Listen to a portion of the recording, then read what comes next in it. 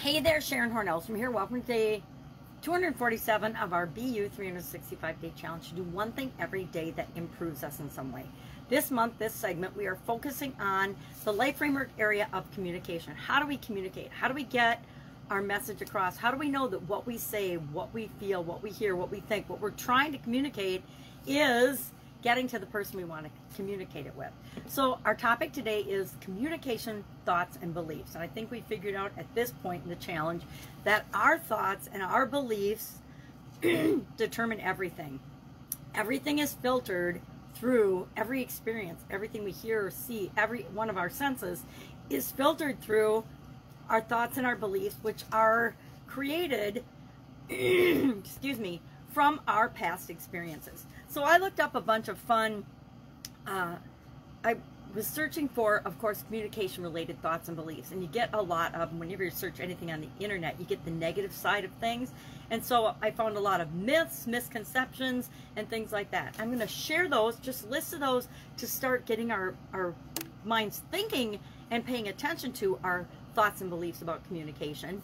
And then our action item today, I like to share it right up front so you don't have to wait for it. If you already know, hey, I know how to do this, I'm going to go ahead. I don't need to listen to Sharon talk about it for 5 or 10 minutes.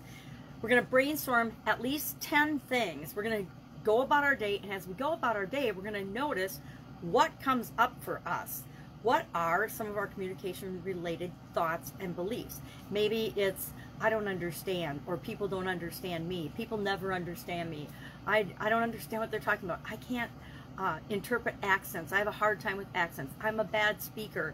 I'm a poor communicator. I can't write da-da-da-da-da. Whatever they might be, we're going to write down just the first 10 things that come to us that are communication related. Then we're going to look at those and we're going to say, okay, what am I noticing? And do I have any ahas or things that I've never really consciously noticed before about the topic in the area of communication and my ability to communicate? Remember, communication is not how well I do something, it's how well do people understand what I'm trying to communicate. And if people aren't understanding it, it's not their fault, it's my fault, because I'm not presenting it in a way that they can understand or fathom. So what are some of these misconceptions and myths about communication? Top 5 false beliefs or myths about misconceptions about communication are, magnifying glass please. If I say the words, they should understand.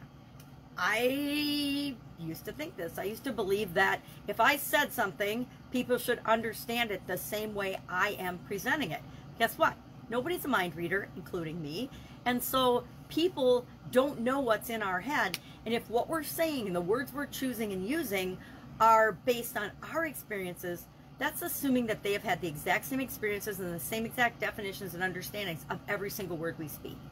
Is that true? Absolutely not. Ask any teacher who's teaching 30 or 40 kids and using the same words and the same language. Every one of those 40 children, just like if we're speaking to a group of adults, will have different things that we notice based on what the instructor, the speaker, or the teacher says, based on what we're filtering out and what we're letting in terms of our senses.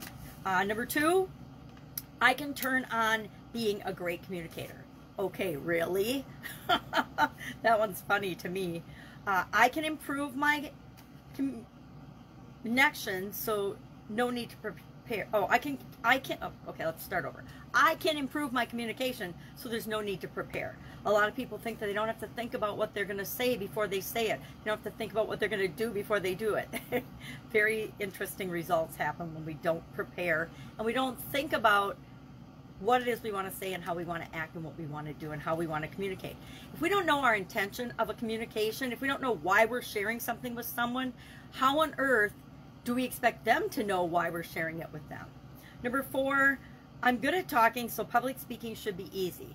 Whoa, that's a big one. That's further from the truth.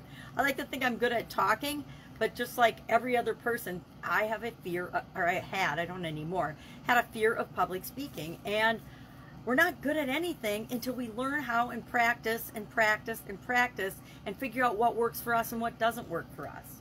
And then 5, some people aren't born to be great communicators. I don't believe that, and it's a misconception to me. I used to think that some people were just great at things and other people weren't. But the truth is, we're all born with a clean slate. And what we create and what we learn and what we choose to practice and get good at and make important to us are the things that we will become great at. Communication is the same way. Sometimes a person may feel uncomfortable communicating with people who are different than them, right? Who are from different countries, different religions, different races, different belief systems. Look at all the political dialogue that's going on online and has been, geez, at least a decade or more now, since the internet's inception, and the misinformation and miscommunication and assumptions about other people and the name calling and the bullying and the behavior that we would never accept in person. You'd never say some of the things to people's faces that you see online. Some other misconceptions are it's possible to be an effective communicator without being a good listener or having good listening skills. This is a huge one, at least for me personally. Listening is something that I know I have to work really hard to do. I pretty much stink at, and I have to continually improve and get better and better and better at that. Sharing information is the same as communicating. Do you believe that? Do you believe just because I share information or put something out there, that's communicating? Number 3, a message shared once and delivered through one medium will achieve the desired results. Anybody that's ever marketed or tried to sell anything knows that that's ridiculous, and that it takes multiple exposures to information before people actually let it in and get it, if it's right for them. If it isn't, they'll just keep filtering it out. It takes a lot of different modalities to reach different people because we're all different, right? And some things work sometimes for us, other things work other times. Makes life a little more complicated, but it also makes it a lot more fun and a lot more interesting. Some leader mistakes and leader misconceptions about communication. There isn't enough time to communicate well. In corporate America, I saw this a lot. In working with different business owners, I see this a lot. They are stretched so thin and trying to do everything themselves that they think that there isn't time to communicate. The truth is, if you communicated more, then you'd find the people that could help you do the things that you're trying to do everything yourself, and share and delegate some of the things that they're actually better at than you are. Because guess what? Everything we think we're the best in the world at, there are always people that are way better at it than we are. And once we let go of that desire and that need to control everything, life gets a whole lot easier, a whole lot simpler, and a whole lot more fun.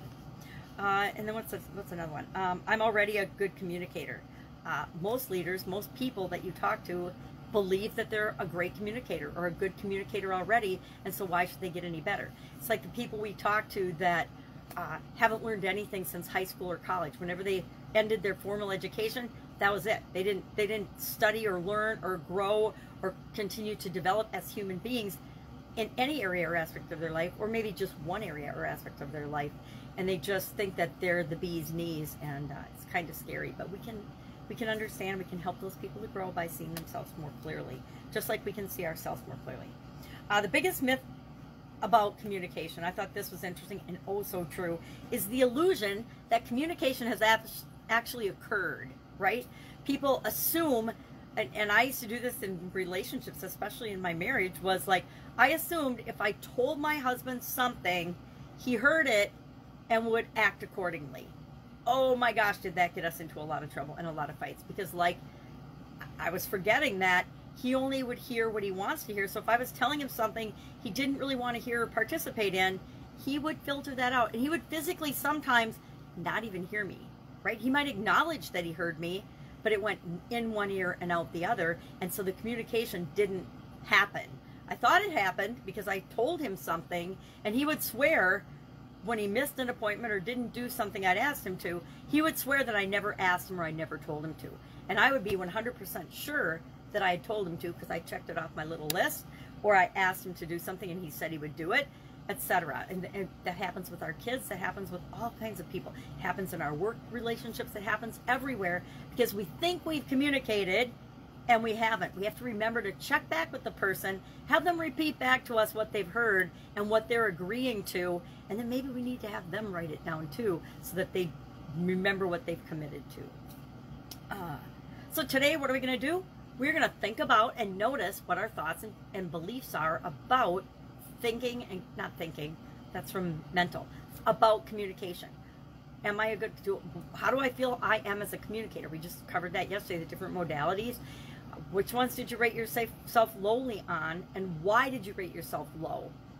If I've had no experience with it or I've never done it, I rate myself low because it's something that I obviously up until this point have not even thought about consciously or been interested in. It's not bad or good, it just is what it is, and we can either do something with that or not. Maybe I never want to learn more sign language than to talk to my grandkids. Maybe I never want to learn how to do anything communication-wise with flags. It's like thinking I want to learn how to do smoke signals. Nope, not important, not appropriate, would be a waste of time and energy. Unless you're super curious about it, then go ahead.